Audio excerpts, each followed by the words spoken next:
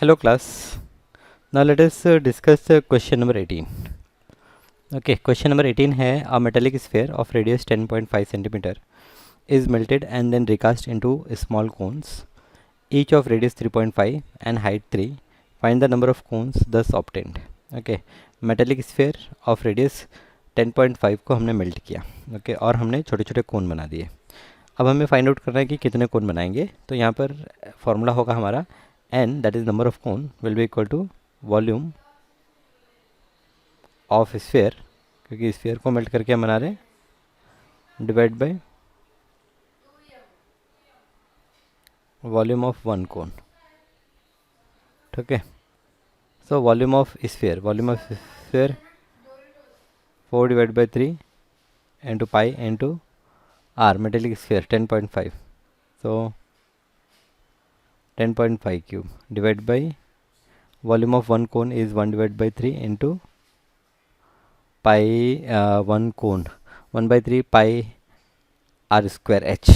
So यहाँ पर radius 3.5, so 3.5 square into h is 3. Okay, तो ये आपका पाई पाई कैंसिल, ये डिनोमिनेटर में 3 कैंसिल. सो ये हो गया आपका 4 into 10.5 cube. So 10.5 into 10.5 into 10.5 divide by 3.5 का स्क्वायर. तो 3.5 into 3.5 into 3.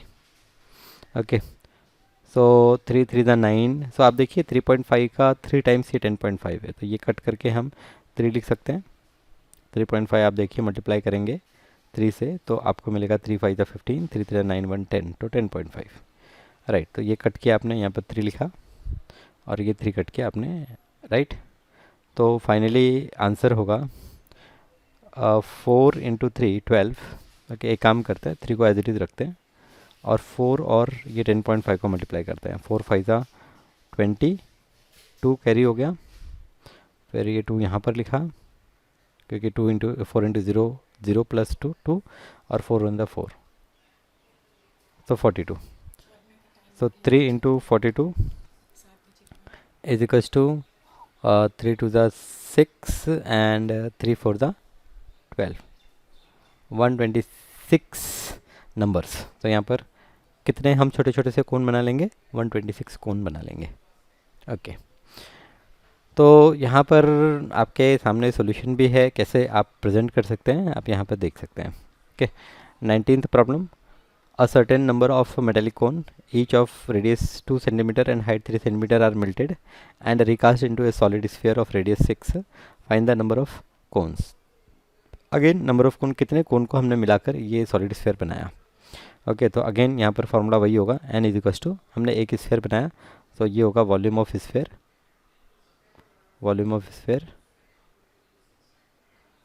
Divide by volume of one cone. so volume of sphere 4 by 3 pi into r 6 का cube. so 6 into 6 into 6. volume of one cone 1 divided by 3 into pi into कोन. तो कोन का क्या है, पाई r square, 2 centimetre है तो 2 into 2 pi r square into h. Height कितना है, 3 है. सो ये पाई कैंसिल, ये 3 कैंसिल, इज इक्वल्स टू यहाँ पर 3 1 दा 3 2 दा 6, देन ये 2 2 दा 4, ये 4 के साथ कट, तो 6 6 दा 36, 2 दा 72.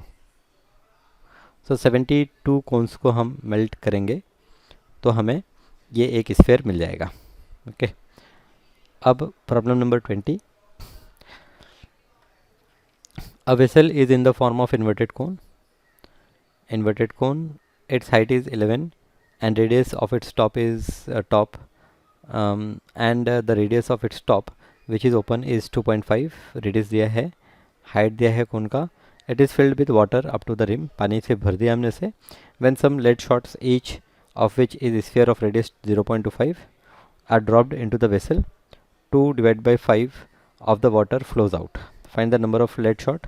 Dropped into the vessel. तो हम मान लेते हैं let n be the required number of lead shots. Okay, so therefore n into volume of lead shot, this will be equal to 2 divided by 5 times water, 2 divided by time 5 जो water था वो flow हुआ है, 2 divided by 5 times volume of cone 1 divided by 3 into pi into r square. तो यहाँ पर radius क्या है, radius at its top is 2.5, so 2.5 square into height कितनी है 11। Okay, so therefore n into volume of lead shot, तो volume of lead shot क्या 4 divided by 3 into pi into r cube. तो आर यहाँ पर कितना है 0.25 का क्यूब इज इक्वल टू, यहाँ पर ये बराबर किसके, ये 2 divided by 5 3 15 ले लेते हैं इंटू पाई इंटू 2.5 का स्क्वायर इंटू 11। ओके, तो ये पाई और पाई कैंसिल, तो देयरफॉर n इक्वल टू, यहाँ पर डिनोमिनेटर में 3 को कैंसिल कर लेते हैं, 3 5 दा, सो आपका n इज इक्वल टू यहाँ पर 2 into 2.5 into 2.5 into 11 divide by, यहाँ पर डिनोमिनेटर में ये एक 5 है और यहाँ से ये 4 डिनोमिनेटर में जाएगा और 0.25, तो 0.25 multiplied by 0.25 multiplied by 0.25 3 bar.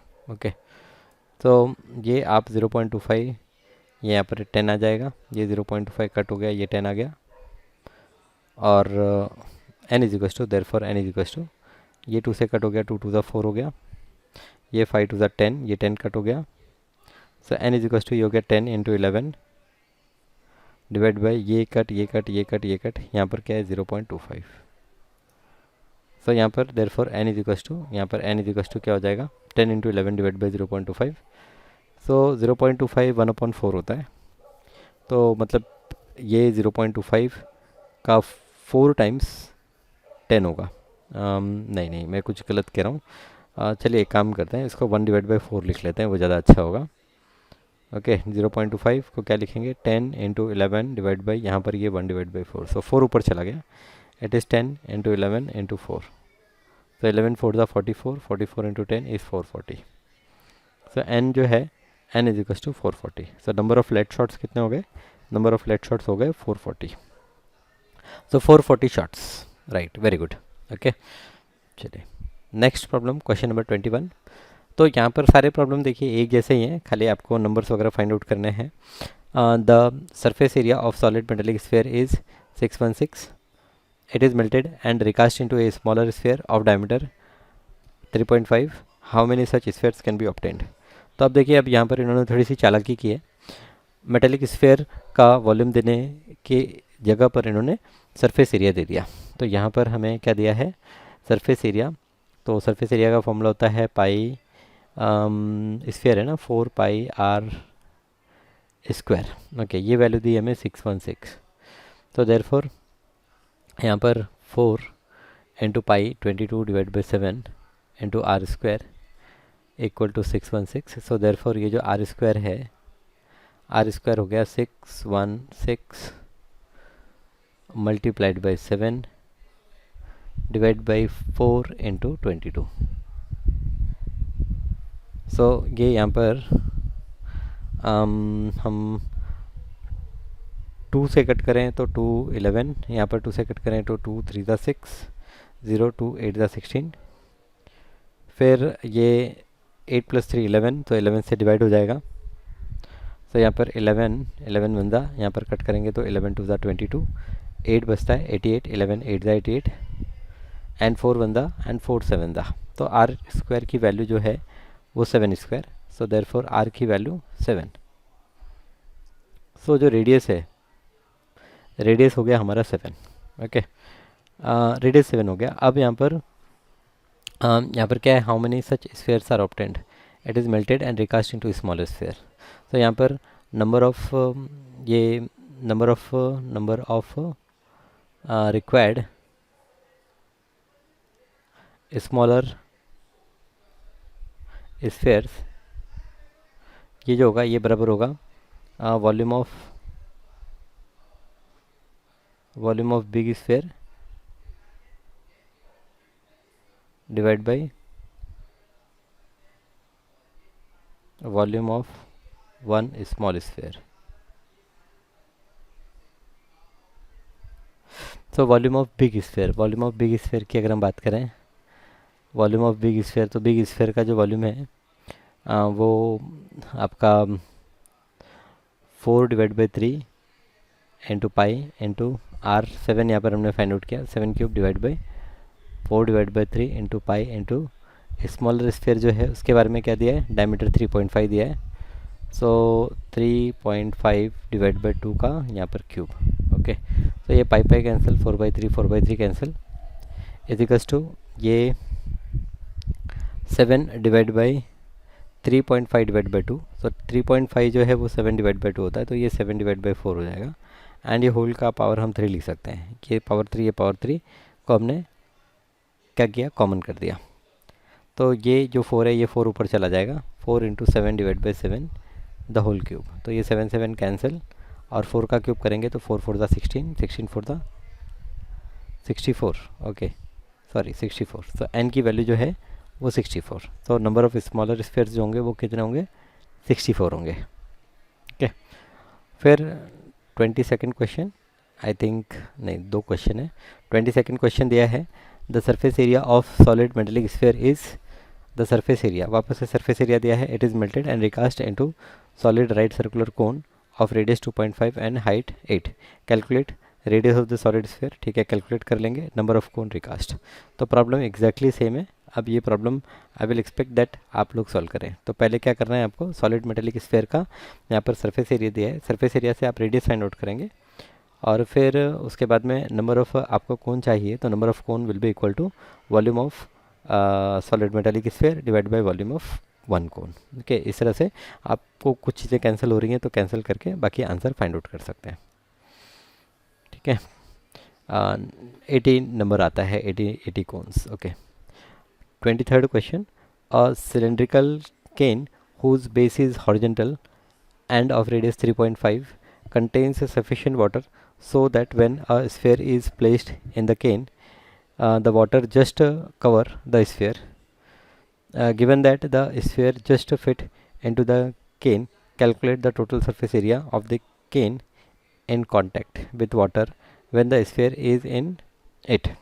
The depth of the water in the cane before the sphere was put into the cane. Give your answer into the proper fraction. क्या दिया है, a cylindrical cane whose base is horizontal and radius 3.5। तो cylindrical cane है, radius दिया हुआ है और उसमें पानी भरा हुआ है।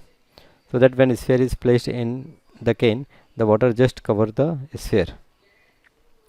तो क्या है, उसमें कुछ पानी है, सिलेंडर में पानी है, जब हम स्फेयर को डाल देते हैं तो वो उसको पूरी तरह से कवर कर लेता है।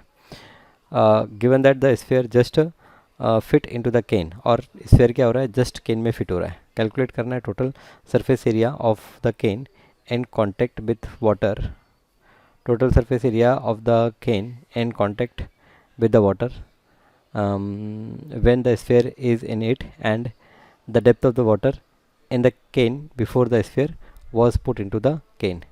Give your answer into the proper fraction. Okay, तो यहाँ पर क्या होगा कि जब आपने एक स्फेयर को डाल दिया केन में, पानी तो पूरा आ गया, टॉप तक आ गया, तो जो एरिया कवर कर रहा है पानी, पानी के साथ में जो कांटेक्ट में है वो कितना होगा, वो कर्व्ड सरफेस एरिया होगा प्लस बॉटम का एरिया होगा। इतना पानी आपका केन के इनसाइड एज पर कवर हो रहा है। फिर इसके बाद में हमें डेप्थ फाइंड आउट करना है, तो जो स्फीयर का वॉल्यूम होगा, ओके, वो उतने वॉल्यूम के बराबर का जो वॉल्यूम का डेप्थ होगा वो डिक्रीज़ होगा। तो यहाँ पर ऐसे टाइप के प्रॉब्लम तो हमने पहले भी सॉल्व किए हैं। देखिए डायग्राम दिया है, यहाँ पर रेडियस ऑफ द सिलेंडर 3.5 है, रेडियस ऑफ द स्फीयर भी 3.5 है, height of water level in the can ये 3.5 7 हो जाएगा कम्प्लीटली फिल होने के बाद में। Total surface area of the can in touch with water, तो ये क्या, curved surface area that is 2 pi r h plus bottom का एरिया पाई आर स्क्वायर। तो ये यहाँ पर पहले फॉर्मूला लिखा हमने, फिर वैल्यूज़ को सब्सटीट्यूट किया और 192.5 आ गया।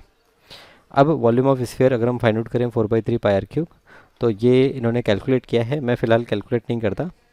तो वॉल्यूम ऑफ स्फीयर इन्होंने फाइंड आउट कर लिया, वॉल्यूम ऑफ केन का जो हाइट है, अच्छा यहाँ पर हाइट 7, इन्होंने वॉल्यूम ऑफ केन भी निकाल लिया, वॉल्यूम ऑफ स्फीयर निकाल लिया, वॉल्यूम ऑफ केन निकाल लिया। फिर इसके बाद दोनों का डिफरेंस निकाल के एक्चुअल वॉल्यूम कितना केन में है वो निकाल लिया। ओके, तो मतलब एक्चुअल वॉल्यूम तो सपोज इतना ही रहा होगा, लेकिन क्या हो गया, जब मैंने स्फीयर को इसके अंदर एडजस्ट किया तो वाटर जो है वो पूरा हाइट तक आ गया ना, राइट ना, इस तरह का सिचुएशन था।